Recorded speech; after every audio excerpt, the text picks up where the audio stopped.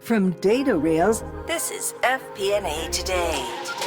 Hello, everyone. Welcome to FP&A Today. I'm your host, Paul Barnhurst, aka the FP&A Guy, and you are listening to FP&A Today. FP&A Today is brought to you by Data Rails, financial planning and analysis platform for Excel users. Every week, we welcome a leader from the world of financial planning and analysis and discuss some of the biggest stories and challenges in the world of FP&A. We will provide you with actionable advice about financial planning and analysis today. This is going to be your go-to resource for FP&A. Today, I'm thrilled to welcome our guest, Larysa Melnychuk, who lives in the UK, originally is from Ukraine. She's known throughout the world for her FP&A knowledge. She earned her FP&A certificate from the Association of Finance Professionals. She's a chartered management accountant from CIMA. She has nearly 15 years of various FP&A experience. And nearly the last 10 years, she's been helping move the profession forward. First, she worked for AFP, and then she also now runs her own business, FP&A Trends Group. Larysa, welcome to the show. We're really thrilled to have you today. So maybe can you start by just telling us a little bit about your background? Tell us a little bit about yourself and how you ended up where you're at. Paul, first of all, thank you for inviting me. So excited to be at this program. And you are doing fantastic work for FP&A professionals around the globe. A little bit about my background. So my first education is very technical, is very scientific. Believe this or not, but from year 17 until 23, for 6 years, I studied physics of materials, mathematics. So I have engineering background. I'm also British qualified accountant, member of Chartered Institute of Management Accountants. I'm CGMA. Was one of those who volunteered to develop FP&A certification for AFP. And actually, I always been working for somebody else, working for big corporations as a FP&A director, head of FP&A for those leading companies.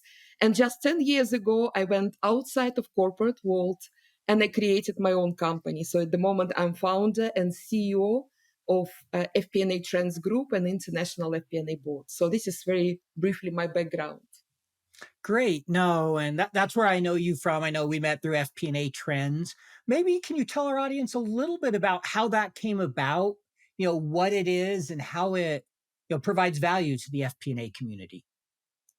Paul, the way how it came out, actually, it's from my passion about FP&A and from my practical experience, when you're running FP&A process for the whole globe, when you're responsible for the whole Europe, you're working for different companies, you come obviously to different experiences. You can see how FP&A could be very, very powerful, or it could be really weak, depending on culture and many other aspects. Yeah. Mm-hmm. So to me, I remember, especially during those times in the office, it always was the question: how other companies are doing this, and what we can do together in order to maximize the environment of change, the environment of positive FP&A experience, and how we can remove all of those behavioral and cultural issues from FP&A, because we all know where is the budget.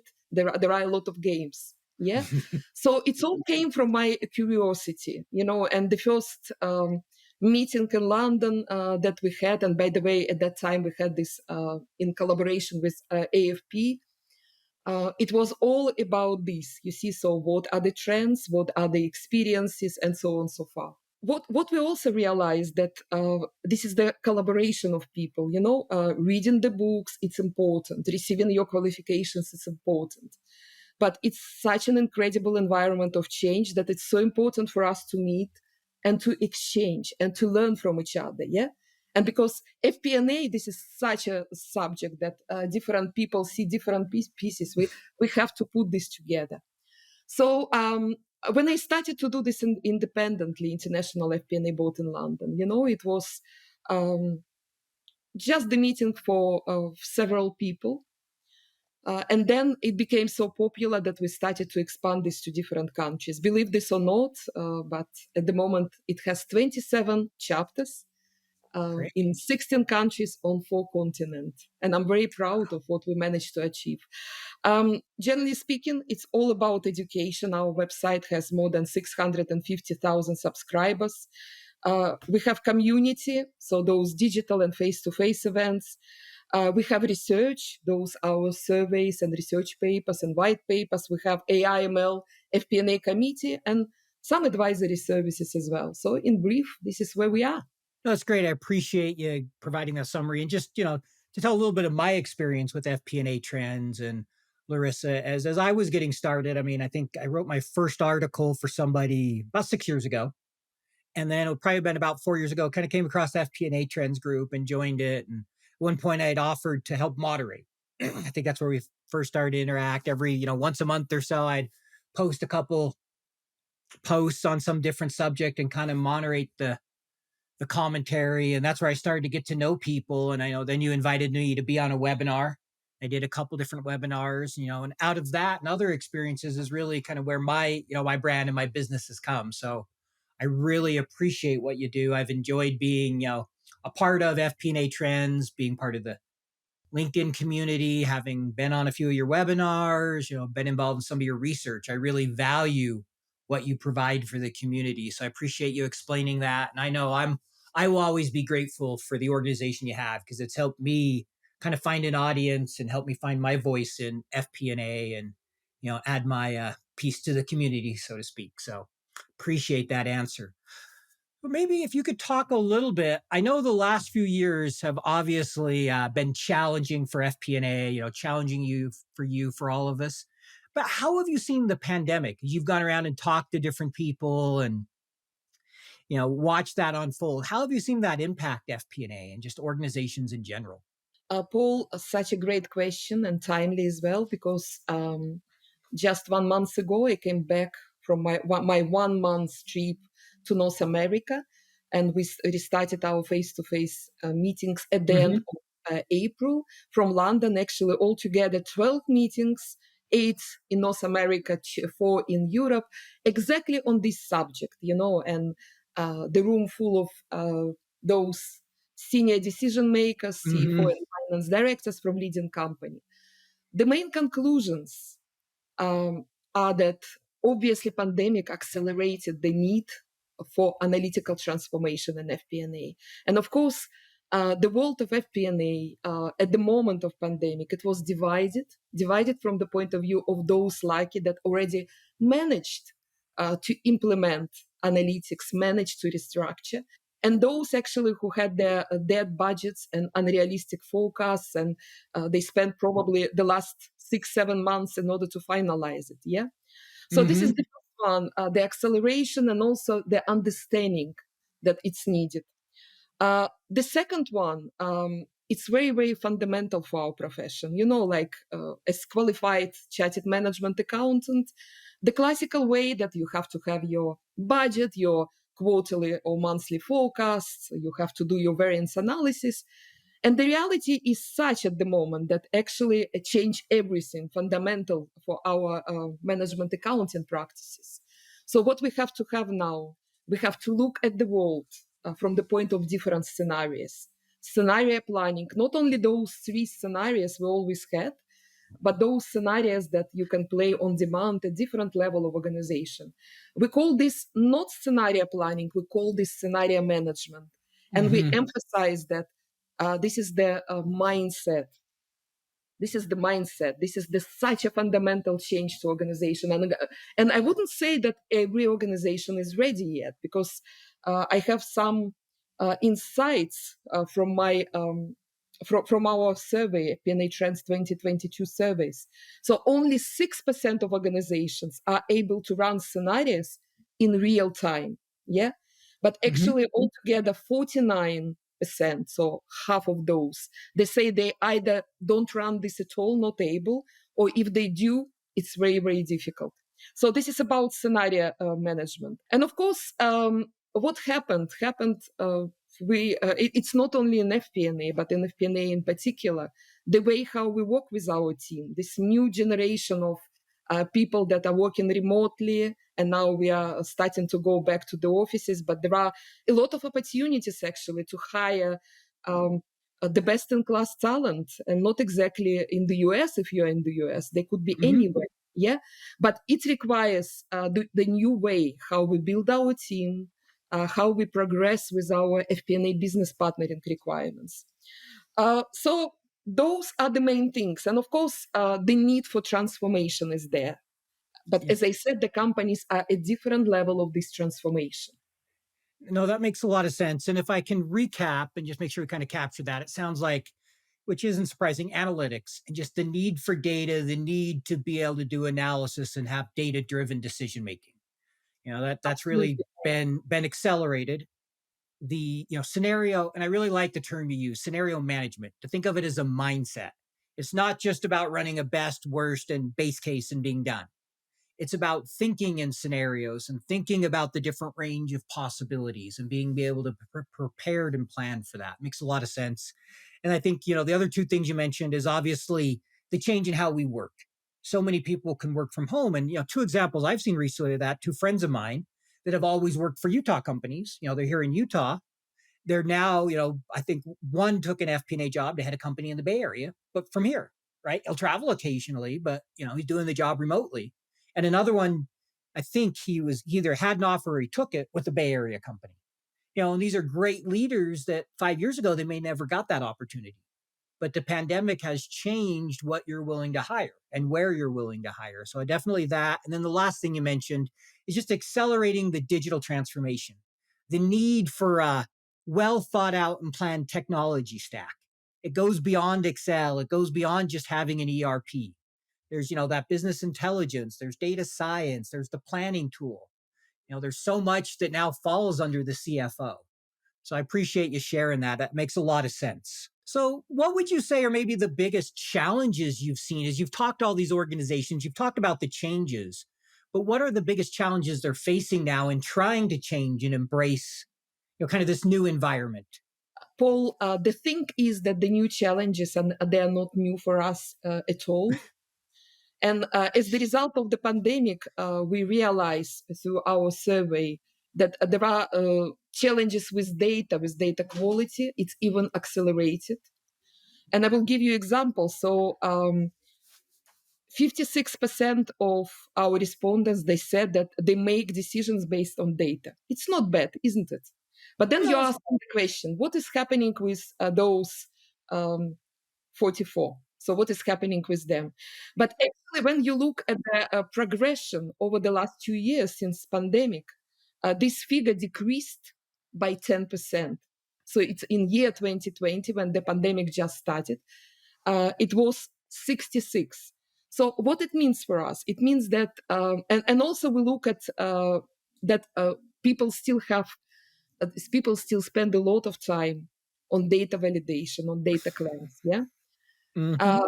And when we're asking the questions, we realize that it's not only the quality of data, it's also the fact that historical data with all of those changes, changes in business models, changes in business environment, they are not exactly the indication what is going to happen in the future.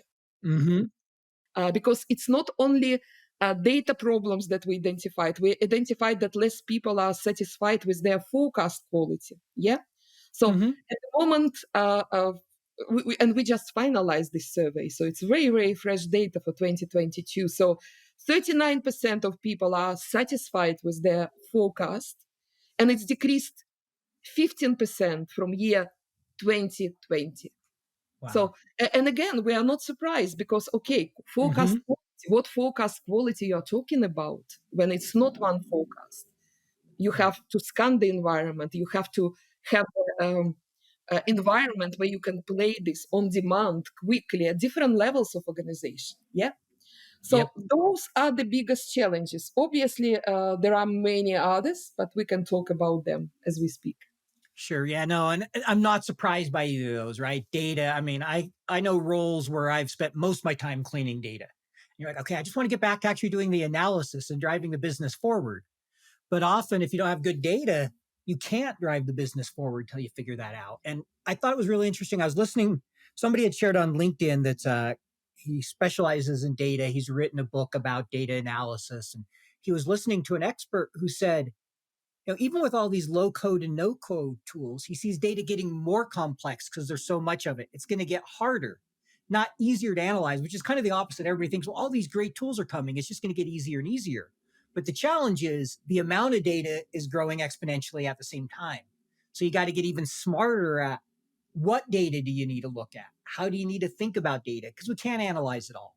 Obviously, we can use machines to help with that, but I'm not surprised that you mentioned data, just from what I hear from people. And then quality of forecast, again, when you're in an environment you've never been in before, it's really hard to be accurate.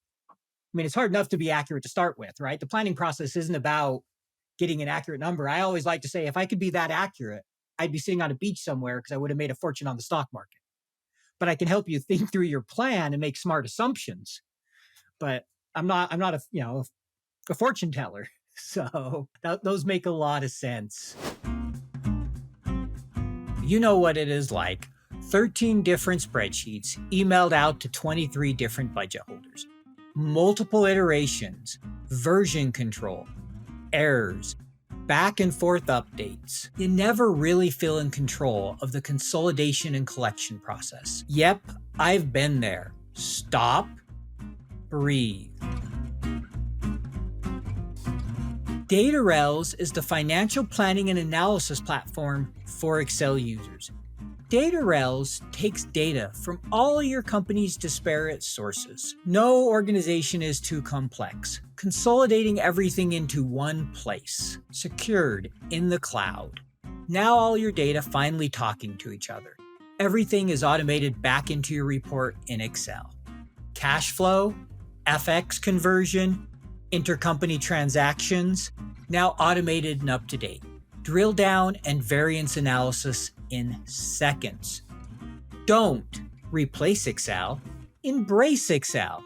Turn your Excel into a lean, mean FP&A machine. Find out more at www.datarels.com.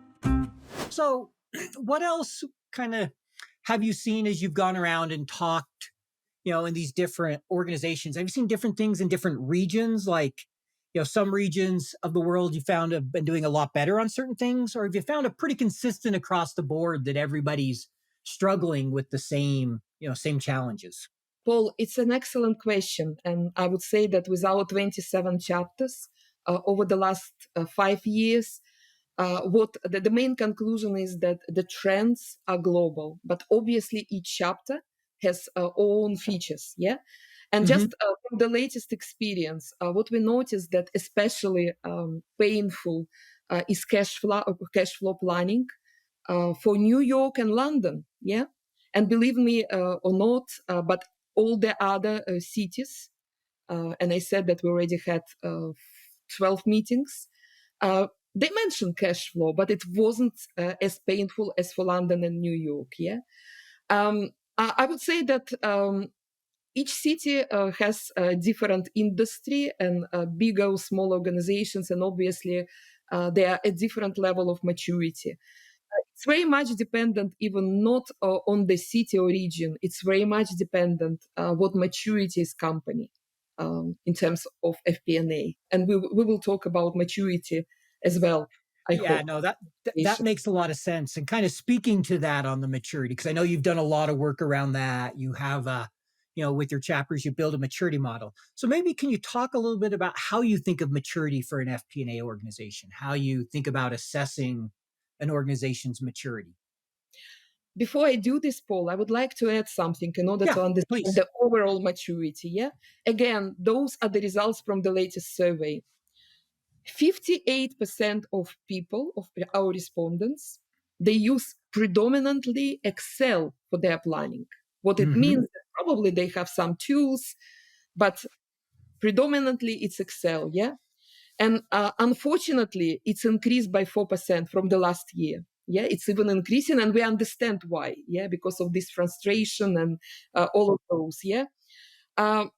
In terms of the technology transformation, it's only 19% of the total they use technology. And actually, it's up 8% from last year. But it's still, if you think about this, only 19% of the respondents, they have cloud technology. And then we checked those that actually already implemented technology, implemented AI ML, and there were incredible results. They really already cracked the code for FP&A. They can play scenarios practically in real time. They are talking about data-driven decision making. So That's great. this is about the maturity. Maturity is changing, but it's not changing as quickly as we would like to. The best way for us to do this is to use our international FP&A board maturity model. You know Mhm. this very well. You were part of this research. Thank you so much for sharing Yep. your experience with us, Paul. But the history of this model, it was at first created in London more than 4 years ago. And then with our 27 chapters, we looked at this maturity model where companies could be depending on their where they are on different aspects. Yeah. So what I want to say that this model is the collective thinking, collective conclusion of so many decision makers around the globe, and we just finalize our research. You participated at this in order to see what pandemic did to this. So generally speaking, you can find the maturity model. It's quite popular. You can find this on our website, fpnatrends.com. But the idea is that we are evaluating the company from 6 different points of view, from their people, from their processes, from their technology, from their data, analytics, and leadership. Yeah. Hmm. And depending on this, there are 5 different stages. And of course, those companies that are at the leading stage, there are those companies that already have everything okay with scenario management. Scenario management, this is the ultimate goal at the moment for every organization. With the push of the button, we run the scenario quickly. And that makes a lot of sense. I like how you said, it's not so much about location, it's really about where they are on the maturity. And you mentioned, majority of the companies aren't on the cloud. Most are still using Excel. And honestly, that doesn't surprise me because I've been with big companies and we've had tools, but we're still doing most of our modeling in Excel and loading it to the tool. I think that's been very common. Just Excel is incredibly flexible, but you're not doing AI. Very few people are doing any kind of AI, ML, real time scenario modeling on an Excel platform, and that's the challenge. That's where that technology, of being leading edge. Do you see most of the leading edge organizations? I'm curious because this has been a kind of debate that we've seen in a lot of FP&A circles about data science. Should we be doing data science? Should we be having data science sitting in FP&A, or should it be kind of its own organization? What have you seen with some of these leading organizations and taking advantage of data scientists and that in that realm? What are you seeing there? We see some fantastic results. Actually, what we did for the last couple of years, we analyzed those that started to use AI ML and also cloud, comparing to the average ones. Yeah, and just we have more details in our survey, but just to give you the idea that 63% of those AI ML implementers are driving more accurate forecast. You see, comparing to the average, which is very low. Yeah. So from this point of view, definitely we call them FP&A data scientists. Mm-hmm.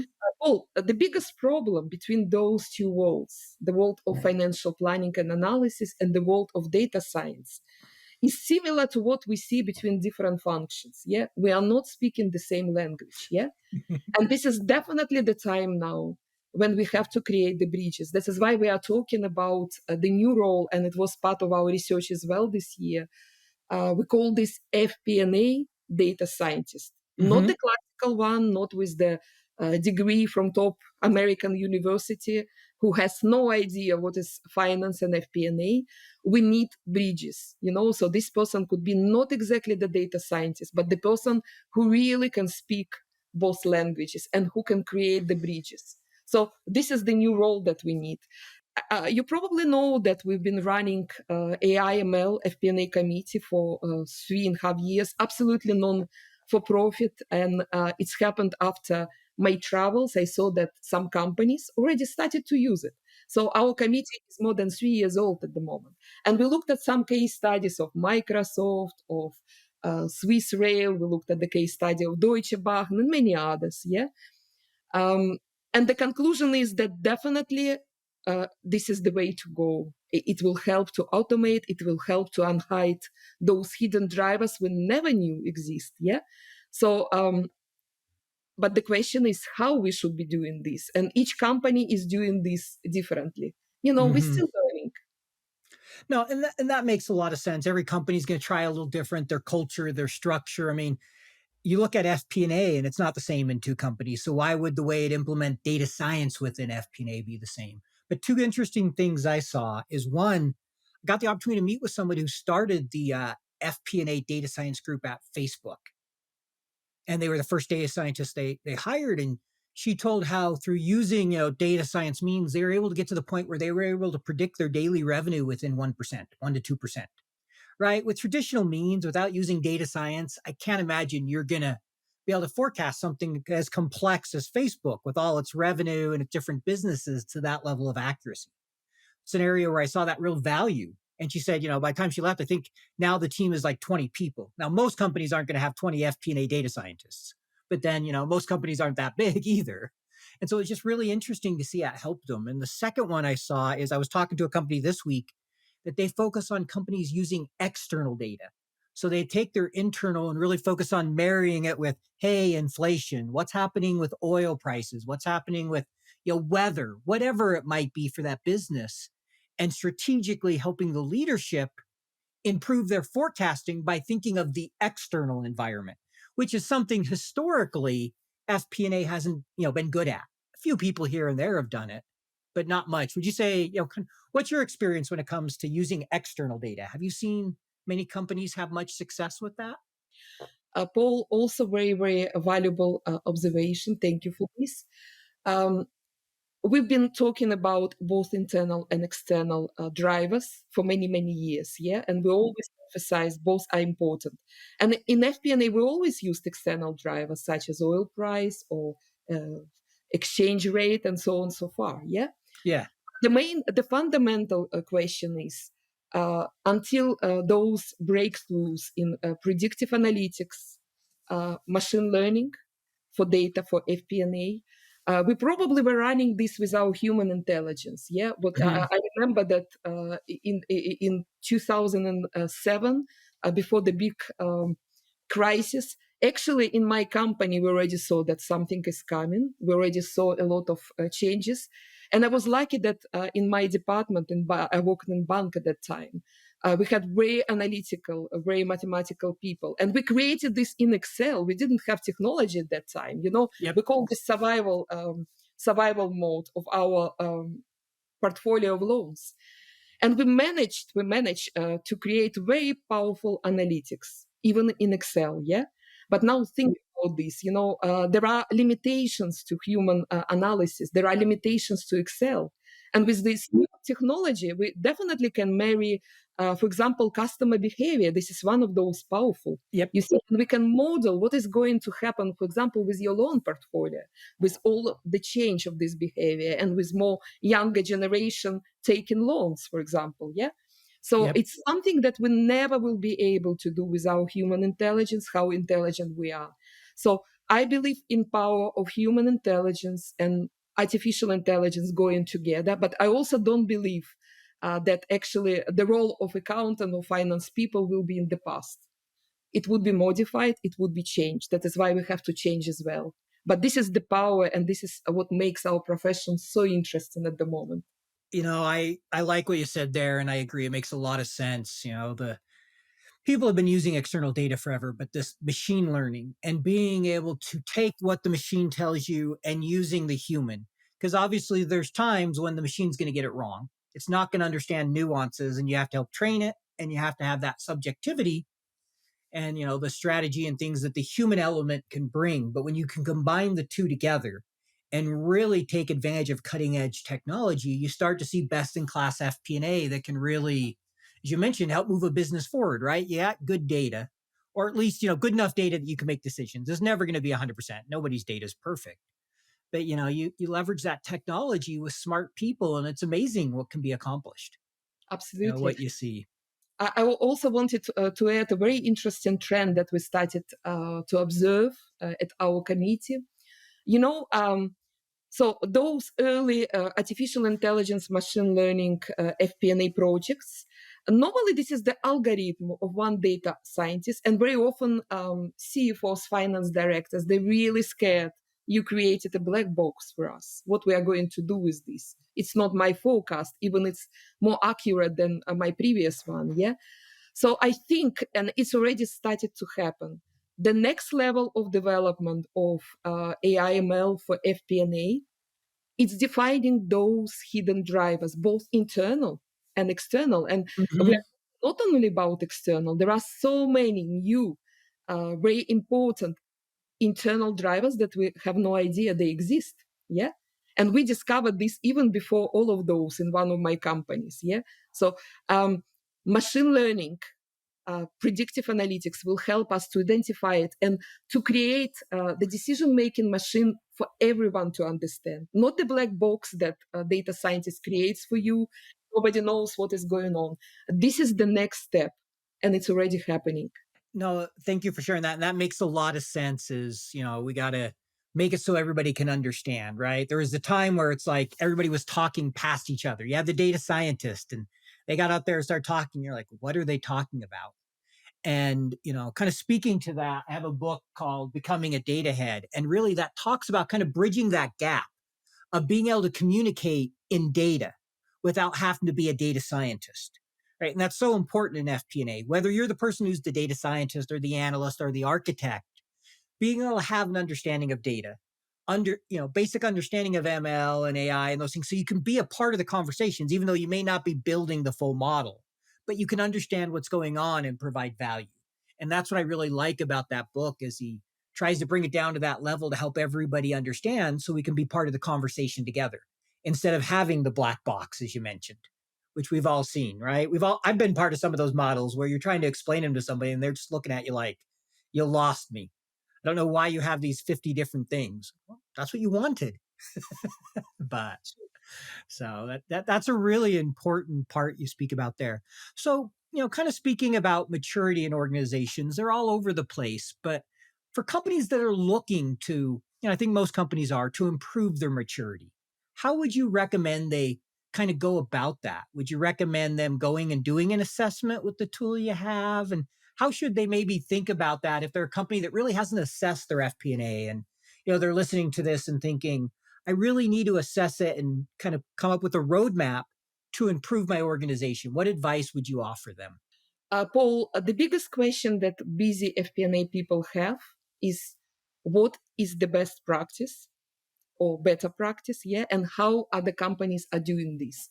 And I know from my own experience, when you're running a very busy FP&A process, it's practically no time at all to even to Mm-hmm. stop and to go and even to go to those conferences. But at those conferences, not enough time to look at this.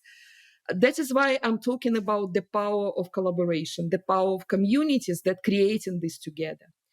So FP&A both maturity model, a collective tool, it's absolutely free. It's available. It was created for FP&A teams in mind.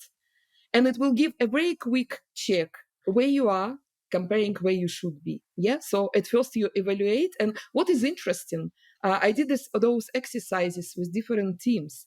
And there could be different results for management team and for those people that are running FP&A Mm-hmm. management. It's also very, very interesting. Also, what may happen that different chapters of your organization or even different business units, different countries, or even different products, they could be at different level. And it's not surprising because companies are growing by acquisition. So Mm-hmm. what is important to understand where you are approximately and to understand what is the best in class FP&A. Don't worry if you are not a decision maker. Don't worry if you say that the head office is deciding, but you are one of those regional CFO, finance director, finance managers. What we observe, there are different ways how you can improve it. And the most thing is to start. There are some actions that could be the step change in your maturity. For example, we observed how creating the simple driver-based model, even in Excel, but to understand all of those internal and external drivers, how we can move the company from maybe basic to the next one. Yeah, we Mhm. see in situation how implementation of modern flexible FP&A technology can move company from really even 2 steps to the advanced level. You see, so my suggestion would be start somewhere. Start to improve it in your organization, in your particular business unit. Create the difference, communicate this. I've seen situations when the change in regional office created wonderful transformation in the entire organization.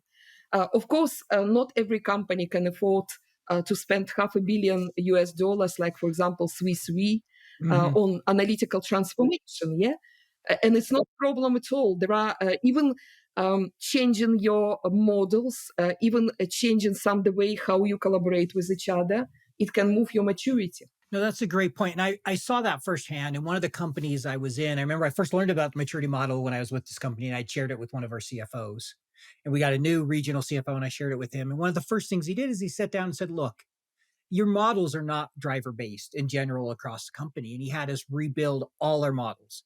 We took like 2 months. That's one of the first things we did. And my first attempt at that model was the most complex model I did. They had to bring in somebody else to help me because it was a really challenging business, a lot of moving parts. And we spent 6 months working on that model and I got done and I'm like, I didn't understand the business well enough. I'm like, this still doesn't quite work right. And it was 10 times better than what we had. But I went through, and this is still Excel. They hadn't given us a planning tool, rebuilt that model and got to the point where I could sit down with the business and understand different customers, understand different products, understand all the key inputs and how timing impacted things, and was really able to sit down and plan with them. Like I was able to give our product team things they'd never had about the products and the margins. And that all started with really thinking about a driver based model and just continuing to iterate. Did I ever get in a fancy planning tool? No, I never even got a new billing system. We were a ton of different companies kind of duct taped together, so to speak, from all the acquisitions. And so I can really testify that you can make a lot of progress on the maturity model without spending money. Now, is there some limitations? Sure. You're not going to be able to do everything you want, but it's really that mindset goes a long way toward overcoming the different challenges, is what I've found. Absolutely, great examples, Paul. It's all about mindset. Yeah, no, thank you. I agree. It really is about mindset. And that's what I love about what you do and all the different organizations is you get to talk to people about mindset and they get to see other people and see how that mindset helps them drive organizations forward. Because we've been hearing the term digital transformation for what, 15 years now? So obviously it's about more than just technology. And I Much, think, that key piece much, is mindset. much more. That is why our model, maturity model, this is 6 dimensions. Yeah, Mhm. uh, and it's only the model. The real life, it's more dimensions. Yeah. Yeah, exactly. You can never in a model capture every dimension. You're trying to approximate reality. So a lot of great information there. I've really enjoyed kind of talking to you about, what you've seen during the pandemic, how organizations mature and grow and what we're seeing in FP&A. But shifting gears here a little bit, going to ask a couple more questions here, but one is a little bit about you. What's something unique about you that we couldn't find online? Something you might be able to share about yourself for our audience. Uh, you see, I'm a modest person, but definitely I have some very unique background. Not every FP&A professional has this. For example, uh, the one who was born in former USSR, in Siberia, to Ukrainian family, the one who moved to Ukraine and was educated there with background in technology, with background in engineering. And the one who moved to the UK 24 years ago, I never considered myself to be an immigrant. It was one of the projects that called the Chancellor Financial Sector Scheme, and I came to the UK as one of those lucky who had opportunity to work and to study. And after this, I received 2 job offers. So to me, it's always realizing my potential and looking what the next one. I think what is unusual also about my organization that the fact that we are quite small, but we are very global. The fact that every single chapter, 27 together, I opened by myself and have been in multiple meetings. And I think probably it's allowed me to accumulate the view on the local view and this helicopter view, which is very, very important. Yeah. And of course, the unique thing that practically all my admin team, my project managers, they are from Ukraine. And with the start of this unfortunate war, we are supporting Ukraine, so it's part of our revenue is going there. We're supporting with the projects. I continue to hire, and I would say that the world, for me, like for any Ukrainian, it's changed completely. And I would say that the most important thing in FP&A in our life, it's inspiration and love, and not allowing the evil forces to change our world, to change our freedom and democracy. So this is very briefly. Another thing, Paul. Actually, I always dreamt to travel. Yeah. And you can imagine a girl who was living in former USSR. I remember very well, like in my teenage years, I really like to read the books, the travel books, the information about different countries. And I remember very seriously, I was thinking, it's a pity. I never will be able to be in Paris, in London, in New York. And it was absolutely, at that moment, it was absolutely certain, that I never will be able to travel. That is why with these incredible travels, I don't take this for granted, like other people who were born with this privilege, So what I want to say that always dream, always create. It's so important, and the dreams are coming true. Thank you for sharing all that. A lot of, a lot of heartfelt sentiment there. And, all of us are with the people of Ukraine. I know you have the yellow flower there, the blue, the flag colors. And I know it's very personal for you having family hiring people from there. I've talked to many of the people you've hired and worked with them on projects, and they've all been professional. And, so definitely, all of our heart goes out to everybody impacted by this conflict. And we're all, hoping and praying that we can have a peaceful resolution to what's going on there. Cause it's just, that's a sad situation. But even beyond that, I appreciate you sharing your background. Something I've noticed is engineers, physics, people with a strong math background often make some of the best FP&A professionals. I've I always enjoyed working with people with that background. I've worked with a few because they have a really good knowledge of math, and they're often really good critical thinkers, and they make great FP&A people. So when you shared that, I was like, that doesn't surprise me. You're so good at FP&A, because I've always been impressed with people in that background. So thank you for sharing that. And, I'm glad you've been able to travel the world. That's great. And I hope you get to continue to travel and, make a difference for the community, because you do. You make a big difference in what you do. Thank you, So Paul. this is a fun question we like to ask everybody. So we ask all our guests, and it's kind of been a little bit of a kind of fun, almost competition sometimes. We'll joke about it. And what's your favorite Excel formula? Do you have a favorite? Paul, I think in FP&A, goal seek is one of those powerful ones. You see, not especially now, but even before this, to run your sensitivities, to understand where you have to be at this particular parameter, a driver, in order to achieve that, and that. So to me, it was really one of those that I like. That's great. You know who also said that? Brian Lapidus, right, of AFP. Oh, He okay. mentioned goal seek. That was the one he listed. He goes, yeah, I ran around the office and not everybody was as excited as I was when I found out about it. It was kind of funny how he was joking. So It's amazing one. For that's a great sensitivity one. analysis, it's amazing one. No, thank you. I think that's one that, everybody can learn. There's benefit from goal seek. So that's a great one. So, as we move forward, what do you see going forward as the biggest challenge for FP&A? And what do you see as the biggest opportunity? We already discussed this, that more data we have, more challenges we have. And unbelievable, for the last 5 years, practically at each meeting, like 90% of people, problem with data quality, finding data that we can analyze, and we can believe in those data, So it continues to be the biggest problem. But the way how I see it, it's obviously not only analytical transformation for FP&A, but this is this change management. This is the changing of this mentality. Because definitely it's happening. FP&A is going outside of just finance. It's becoming more strategic and influential. more and more we can see how FP&As are running models for strategic planning.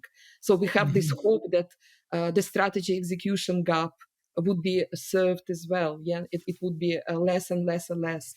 So it's all about strategic and influential FP&A and the strengths of people that are implementing it. You see, it's not easy to do this change management, and FP&A has the leading role to play. So this is in terms of the challenges. You see, the opportunities are tremendous. The reason why I'm doing all of this is because from the beginning of my career, I learned that this is the best part of finance.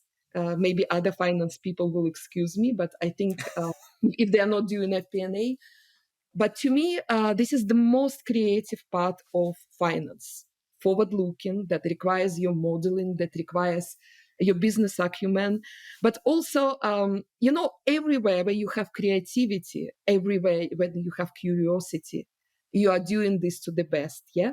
And this is not a dry finance when you have to close accounts and to follow specific procedures, yeah? So I would like to say that just to take this opportunity, love what you do, be strong, because we are definitely have quite difficult times ahead of us. I just recently read somebody said fantastic phrase that the difficult times create difficult people. The difficult people create easy times. The easy times create easy people, and easy people create difficult times. Yeah.